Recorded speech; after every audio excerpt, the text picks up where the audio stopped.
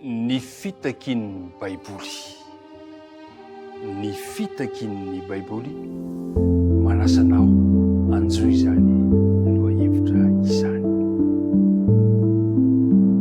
Faly sy ravondray ny tena mahitanao izay miaraka aminao ka dia miarahaba raha tafahoana dia mitsiky ary raha tafahoana dia mifalia dia atolotra mifaliana mitsikitsiky ny fiarabana aminao amin'ny lalan'i Jesosy Kristy ilay tiantsika ny fiadanana ny ho aminao sy ny ankohonanao. Ka izao fotoana izao dia tondra fitahiana ho antsika tsirairay avy. Andeha ry hivavaka isika.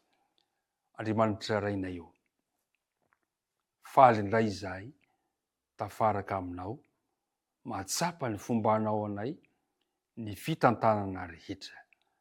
Misaotra tamin'ny fahasoavanao, misaotra noho ny amin'izao anio izao. Ankehitriny ary raha andinika ny teninao izahay dia mangataka famelan-keloka ary mangataka ny fanenao masina mba hampianatra anay izany teny izany amin'ny anaran'i Jesosy. Amen. Hebreo 4:1 ka ny andininy 2:20. Inona moa izay? Zay mihitsy. Le andininy atao tadiana. Ahoana le izy? Fa velona sy mahery ny tenin'Andriamanitra, ka maranitra noho ny sabatra roa lela, ka manindrona hatramin'ny fampisarahana ny aina sy ny fanahy, ary ny tonona sy ny tsoka, ka mahay mamantatra ny eritreritra sy ny fisainany fo. Manana ny heriny lehibe ry mpiara-midinika namana ny Baiboly. Maranitra noho ny sabatra roa lela. Maranitra. Fantany napetraka kely ary hoe inona re ny mety hiova ao an-tokantranonao raha mitodika any amin'ny Baiboly ianao rehefa misy fanapahan-kevitra lehibe ho raisinao, na miatrika olana ara-pifandraisana na zavatsarotra ianao. Inona no mety hiova ao am-piasana na ao am-piangonana raha toka ny tenin'ny Baiboly na ny ten'Andriamanitra no atao solomaso hijeren'ny olona izao tontolo izao sy ny fiainana. Inona tokoa moa ny fiovana mahafinaritra hita amin'ny fiainantsika amin'ity firenenantsika ity raha toka ny Baiboly no atao filamatry ny fiainana? Azo antoka fa isy fifaliana, fiovanjavatra lehibe eo amin'ny fiainantsika. Fantatry ny mpanoratra ny Baiboly ny lanja ny teny ao amin'ny Baiboly, ary tsy misy boky hafa mahakasika ny fiainana manontolo tahaka ny Baiboly. Ny Baiboly zany no azo lazaina hoe boky feno ny fiainana. Raha toka te hijery fahasalamana ianao dia ny Baiboly manoro hevitra anao. Hijery momba ny fiainam-pitiavana ianao, ny Baiboly manakambara aminao. Raha toka hijery ny fiainan'ny fiarahamonina amin'ny ankapobeny ianao, ny Baiboly manakambarany amin'izany. Raha toka hijery momba ny tantara sy ny geografia ianao, ny Baiboly mampafantatra antsika ny mikasika an'izany. Mipetsaka ireo lohahevitra eo amin'ny fiainantsika izay lazain'ny Baiboly.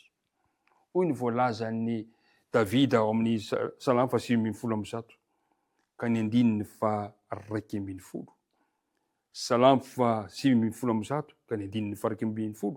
Fanapa-kevitra niraisin'ny Davida. Hoy izy hoe: ato am-poko no iraketako ny teninao mba tsy hantako aminao.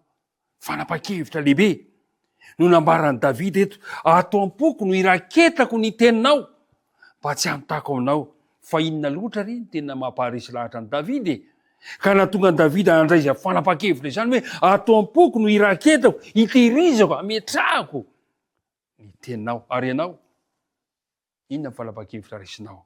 Nahatonga an'i Davida handraiza ny fanapa-kevitra izany dia noho ny fahatsapan'i Davida ilay andinina atao tadiana.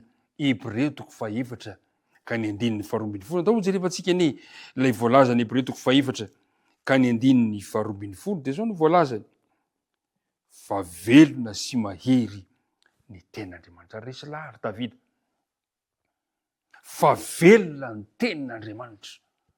Za ihany koa ry mpiara-midinika namana, ary azoko antoka ihany koa fa ianao noho ny fahasoavan'Andriamanitra dia resy lahatra fa velona sy mahery ny tenin'Andriamanitra. ho noho izany azosika atao ihany kino male fanapa-kevitra androany atao ampoko no irakitako ny teninao mba tsy anotako aminao. Eo izy ny le Hebreo 4:12 maranitra no ny sabatra roa lela ka manindrona hatramin'ny fampisarana ny aina sy ny fanahy ny tonona sy ny tsoka, zany hoe tafiditra trany anatin'ny fiainana rehetrarehetra dia voakasika izany tenin'Andriamanitra izany. Ary ny zava-dehibe azy toy izy hoe mahay mamantatra ny eritreritra sy ny fisainany fo ny tenin'Andriamanitra. Ry mpiara amin'dinika namana, velona ny tenin'Andriamanitra. Ary Jesosy aza dia sany teny misy eo amin'ny Jaona 1 ka ny 7:17 manao hoe ny teny izay nolazaiko taminareo dia fanahy sy fiainana. Ny teny izay nolazaiko taminareo dia fanahy sy fiainana. Raha toa ka tato vaky ny fonao, na toa mitady hikory ny fiainanao, dia afaka manambara ny teniny ampahery anao Andriamanitra. Afaka ny anova ny zavatra rehetra amin'ny fiainanao Andriamanitra. Ry mpiara amin'dinika namana, tadio tsara fa le Andriamanitra ivavantsika dia tsy mipetrapetra-poana na tsy manao na inona izy. Fa ny teny Andriamantsika dia miasa amin'ny alalan'ny teny. Hoy Davida amin'ny Salamo 9:1.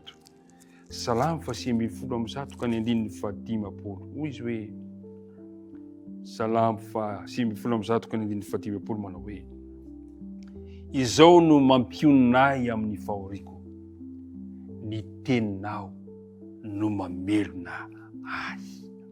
Ry mpiara amin'dinika namana, tiako mba hampahery anao izany tenin'Andriamanitra izany. Ny tenin'Andriamanitra dia afaka mamelona antsika. Ny tenin'Andriamanitra dia afaka mampiona antsika. Ny tenin'Andriamanitra dia afaka mitaridalana antsika ho amin'ny marina rehetra satria maranitra tahaka ny toy ny sabatra roa lela izany.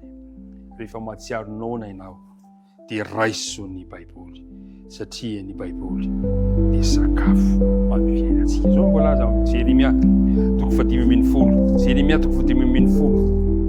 Jeremia 5:10 ka ny 5:9. Hoy izy hoe hitako ny teninao ka nohaniko.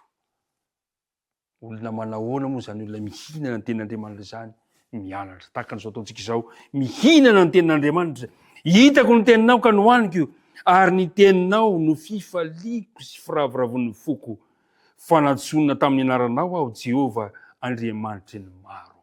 Fifaliana ho antsika ny tenin'Andriamanitra. Ary hoy Jesosy ao amin'ny filazantsara Matio 4 ka ny 4. Hoy Jesosy filazantsara Matio 4 ka ny 4 manao hoe fa izy kosa namaly ka nanao hoe voasoratra hoe tsy mofy ihany no iveloman'ny olona fa ny teny rehetra izay aleoko ny vavan'Andriamanitra. Ry mpiara amin'dinika namana, ny takin'ny Baiboly amintsika androany dia ny mba hatsapanao izany herin'ny Baiboly izany. Avy amin'Andriamanitra ny Baiboly. Ka notakiana aminao, ekeo ampanitretena izany, ekeo ampinoana izany, ekeo ampitiavana izany, fa hamelona sy hanome fifaliana ho anao amin'ity tontolo andro ity. Hombanao izy, tsy afotsy asaraka anao hivavaka arsika ankehitriny. Andriamanitra, engane mba ho velona sy hanan-kery eo amin'ny fiainanay tokoa ny teninao androany. Engane ny teninao no hamelona anay. Engane ny teninao no hampahery anay. Ary dia hanapa-kevitra tahaka ny Davida izahay ka hanao hoe Andriamanitra, anto am-poko no iraketako ny teninao mba tsy hanotako aminao. Dia tantano ary izahay aza mahafoina masaraka anay. Tononona sy angatana amin'ny anaranao ny bavaka. Amen.